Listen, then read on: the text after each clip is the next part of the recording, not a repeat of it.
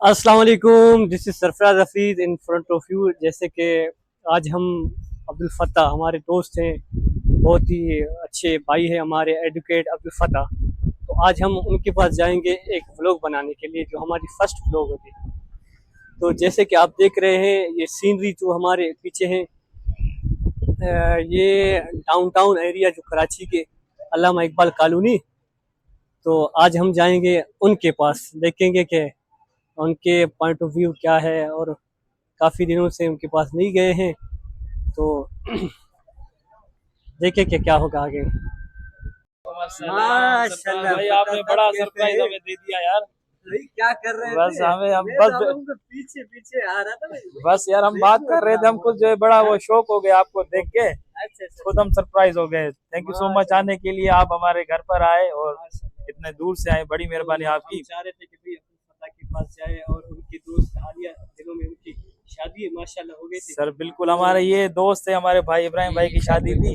हम माशा इनके वहाँ गांव में भी गए थे। इनका जो गांव सखर के करीब एक सांगी छोटा सा शहर है, वहाँ पे इनका गांव है। बिल्कुल तो बिल्कुल। काफी जो है वो अच्छा लगा हमें भी, और thank you so much specially आपकी जो है ना बड़ी मेहरबानी की आप यहाँ पर आए हमारे पास और हमें बिल्कुल इज्जत बख्शी।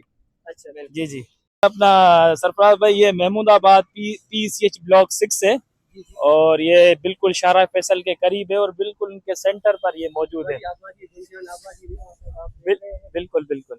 तो आप यहाँ कितने महीनों से यहाँ पे रिहाइश पजीर हैं? यार हमें तकरीबन ऑलमोस्ट मोर देन 1 ईयर हो गया हम यहाँ पे रिहाइश पजीर है। इससे पहले हम डिफेंस में रहते थे, DHFS 5 में। जी जी। तो फिर वहाँ पे थोड़ा पानी का इशू था, इसी वजह से यहाँ पे शिफ्ट हुए हैं। तो और आज हमें आप बताएंगे कि आज संडे है, Sunday is the fun day. Sunday तो संडे बिल्कुल। संडे के दिन आप क्या करते हैं? यार अगर आप सच पूछे, अमूमन जो है ना हम सोते रहते हैं। क्योंकि आपको पता है कराची की लाइफ के बारे में कि जो है पूरा दिन पूरा वीक जो है बंदा बिजी रहता है, एक ही संडे का दिन होता है। तो हम अमूमन ये समझते हैं कि जो संडे वाला दिन जो होता है वो इंसान की खुद के लिए होता है, और खुद के साथ टाइम स्पेंड करते हैं। वो सारा दिन घर पर होते हैं, फिर कभी कभार इवेंट्स वगैरह होते हैं तो फिर शाम में दोस्तों के साथ चले जाते हैं। वरना अमूमन रूटीन ये होती है कि 1 बजे या 12 बजे उठ जाते हैं, और मतलब यही है कि सारा दिन घर पर ही होते हैं, सोते हुए गुजारते हैं। अब्दुल फतेह भाई, आप हमें बताएंगे कि मंडे टू सैटरडे आपकी मसरूफियात क्या होती है? सरफराज भाई, मंडे टू सैटरडे हमारी जो है रूटीन जो है वही कोर्ट की रूटीन होती है। हम 6:30 बजे सुबह उठते हैं। नींद से उठने के बाद जो है वो अपना यूनिफॉर्म जो हम पहनते हैं, जो कोर्ट का यूनिफॉर्म होता है, टाई और उसके साथ वाइट शर्ट और ब्लैक कोट और ब्लैक पैंट शूज वगैरह पहन के उसके बाद जो है हम कोर्ट जाते हैं। 8:30 बजे से लेके जो है 3 बजे तक जो हम यहाँ पे कोर्ट में होते हैं। फिर केसेस वगैरह देखते हैं, यहाँ क्लाइंट्स वगैरह आते हैं तो उनका मामला वगैरह देखते हैं। फिर तकरीबन 3 बजे के बाद जो हम फ्री होके फिर खाना वगैरह खा के फिर 4 बजे हम अपने दफ्तर चले जाते हैं, ऑफिस चले जाते हैं। फिर वहाँ पे जो क्लाइंट के साथ जो है हमारी जो है टाइमिंग वगैरह सेट होती है, तो फिर क्लाइंट्स आते हैं, उनके साथ जो है वो उनके मामला सुनते हैं, फिर जो है हल करने की कोशिश करते हैं। तो फिर ये समझे कि 4 बजे से लेके 6 बजे तक, 7 बजे तक जो है फिर ऑफिस टाइम होता है। उसके बाद जो है हम घर आते हैं। तकरीबन आपको पता है कराची के जो है जिस तरह के हालात है और जिस तरह का रश होता है, आते आते तकरीबन 1 से 1.5 घंटा लग जाता है। फिर तकरीबन 7 बजे 8 बजे हम घर पर आ जाते हैं। तो आप हमें ये भी बताएंगे कि कौन कौन से केसेस आप हैंडल कर चुके हैं और कर रहे हैं रिसेंटली, जो आपके केसेस किस चीज़ के हवाले से, क्राइम के हवाले से, और दूसरे जितने भी केसेस, आप कौन से केस ज़्यादा हैंडल करते हैं?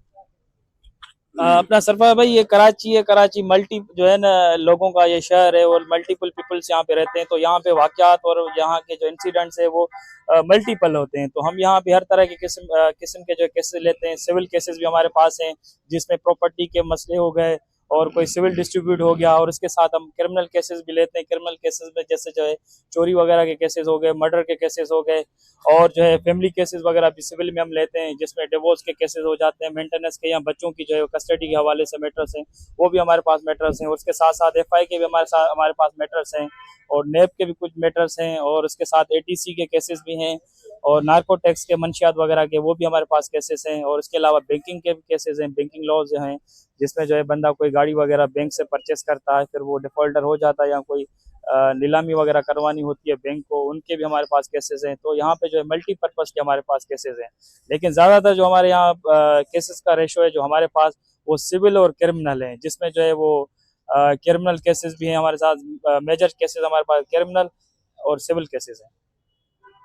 तो आप हमारे नए आने वाले जो व्यूवर्स हैं उनको जो आप माशाल्लाह एक तो एडुकेट है, आप हमें ये भी बताएंगे कि आपने इस फील्ड में आप कैसे आए और किससे आप मुतासिर हो गए। बाकी और भी फील्ड थे, तो आप बाकी फील्डों में जैसे कि इंजीनियर्स के फील्ड है, मेडिकल की फील्ड है, वहाँ पे भी जा सकते थे, वकालत क्यों? हाँ सरफराज भाई, ये आपने बड़ा अच्छा सवाल पूछा। और जो है आप यकीन करें, मुझे खुद को भी नहीं पता था कि ये जो है मैं वकील बनूंगा। और ये आप कह लें कि एक इंसिडेंटली जो है मैं एडवोकेट बनाऊं, क्योंकि हम हैदराबाद से, मेरी स्कूलिंग और कॉलेज मेरी हैदराबाद से, तो ज़्यादातर जो मेरे दोस्त हैं, क्योंकि हम जब इसको अपना कॉलेज में होते हैं तो सारे दोस्त एक ही वो अपना माइंड सेट बनाते हैं कि हमें जो है वो फलाना होना है, तो फिर उनको देख के हम भी कहते हैं कि हम जो फलाने फील्ड में जाएंगे। तो मेरा बेसिकली और मेरे अब्बू का जो खास करके शौक था कि मैं इंजीनियर बनूं। और मैंने मेरान यूनिवर्सिटी में भी टेस्ट दिया था और कायदेवा में भी टेस्ट दिया था। तो मेरान में भी मेरी सिलेक्शन हो गई थी, लेकिन डिपार्टमेंट मुझे वो अच्छा नहीं मिला था। तो फिर वो, क्योंकि मेरा जो है वो शुरू से लेके जो शौक था, वो पॉलिटिकल एक माइंड भी था, एक सोशल माइंड भी था।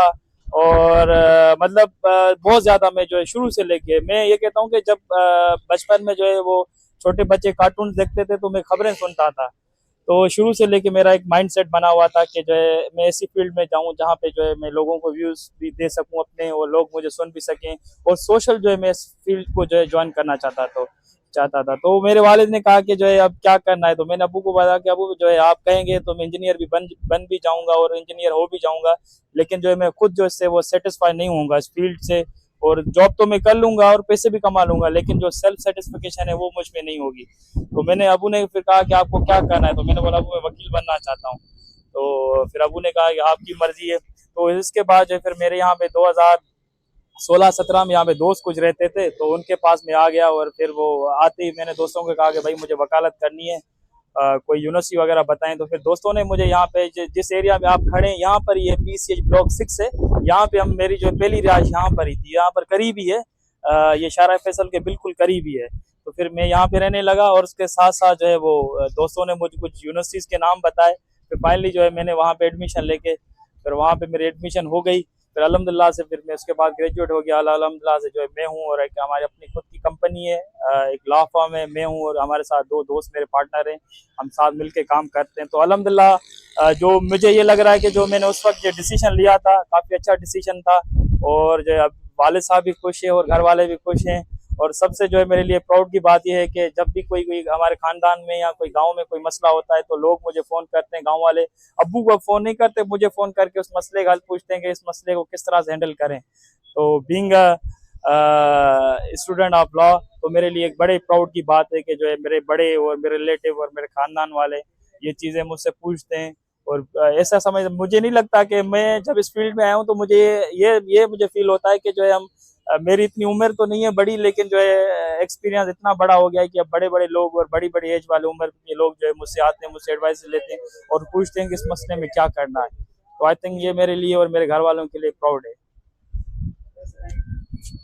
माशाल्लाह अब्दुल फत्ता साहब, जैसे कि अब्दुल फत्ता साहब ने अपनी इंट्रोडक्शन आपके सामने की, तो मुख्तलिफ बातें, मुख्तलिफ मसले मसाइल, जैसे कि हम कराची के शहर जिसको कहते हैं लाइटिंग ऑफ सिटी, तो आज हम आए हैं।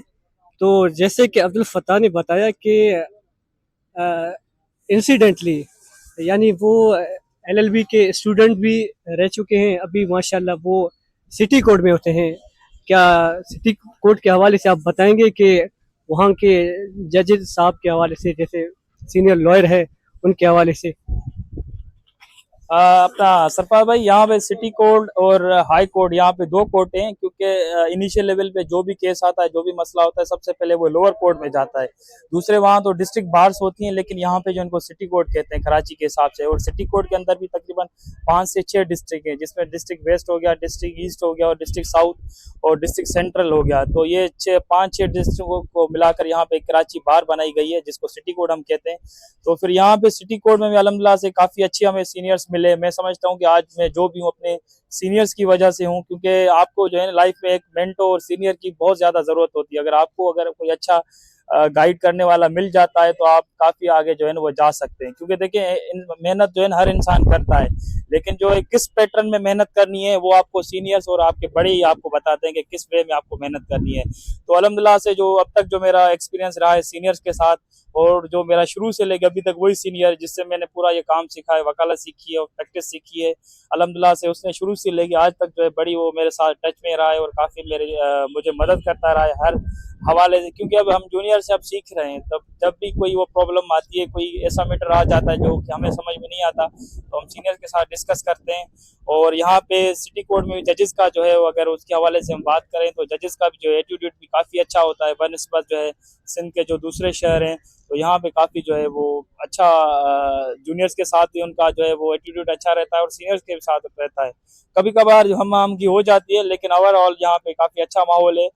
क्योंकि सिटी कोर्ट में तकरीबन ऑलमोस्ट मोर देन जो है 18,000 प्लस जो है इनरोल्ड एडवोकेट्स हैं और यहाँ पे वकालत करते हैं।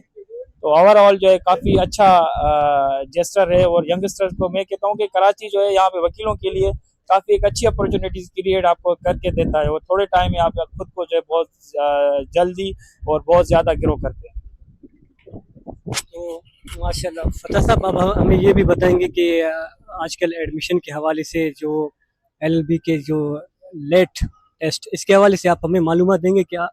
हमारे जो नए जनरेशन यानी जो एफएससी के बाद वो भी ये चाहते हैं कि हम एडमिशन ले लें एलएलबी के अंदर, तो उनको क्या करना चाहिए इस हवाले से आप बात?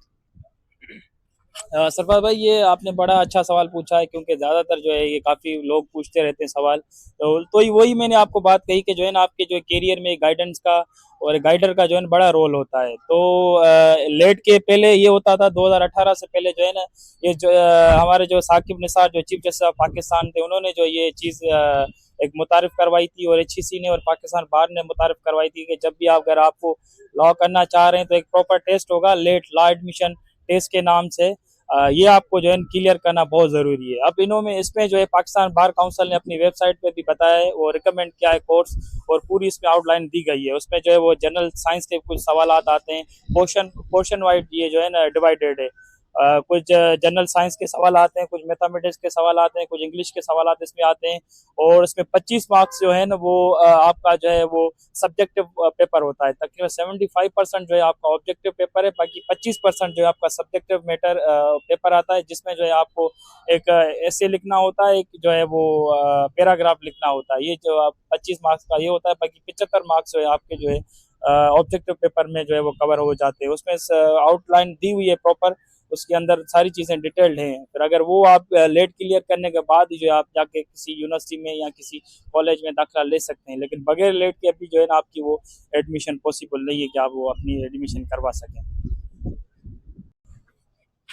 और सरफराज भाई आपका बहुत शुक्रिया कि आप आए, और ख़ास करके जो है आपने मेरी पूरी लाइफ के हवाले से आपने मुझसे सवाल किए और मुझसे पूछे। हालांकि मैं भी चाह रहा था कोई ऐसा बंदा मिले ताकि जो है मुझे कवरेज दे और मेरी जो है वो फ्रॉम द बिगनिंग ऑफ, यहाँ आप ऐसे कर लें फ्रॉम द जर्नी ऑफ जो है यूनिवर्सिटी का, वो मुझसे पूछे और मेरे एक्सपीरियंस ले। और थैंक यू सो मच आपका आने के लिए। और आप जो कंटेंट बना रहे हैं काफ़ी अच्छा बना रहे हैं, और मैं समझता हूँ कि बड़ा यूनिक सा जो है ना वो कंटेंट आप बना रहे हैं और लोगों को जिस तरह से दिखा रहे हैं। और एक तो इन्फॉर्मेटिव भी आपका चैनल है माशाल्लाह, इन्फॉर्मेशन भी आप लोगों को दे रहे हैं हर हवाले से। और उसके साथ साथ जो है वो आप एक नई यूनिक सी चीज़ भी दिखा रहे हैं और काफ़ी चीज़ें आप डिस्कवर भी कर रहे हैं। और मेरी आपके जितने देखने वाले व्यूअर्स हैं जो थोड़ा बहुत मुझे भी जानते हैं, उनको भी रिक्वेस्ट है कि जो है सरफराज भाई को चैनल को सब्सक्राइब करें और लाइक करें, क्योंकि काफ़ी इन्फॉर्मेटिव जो है ये चैनल है और तरह तरह की आपके जो है यहाँ पे चीज़ें आपको मिलेंगी।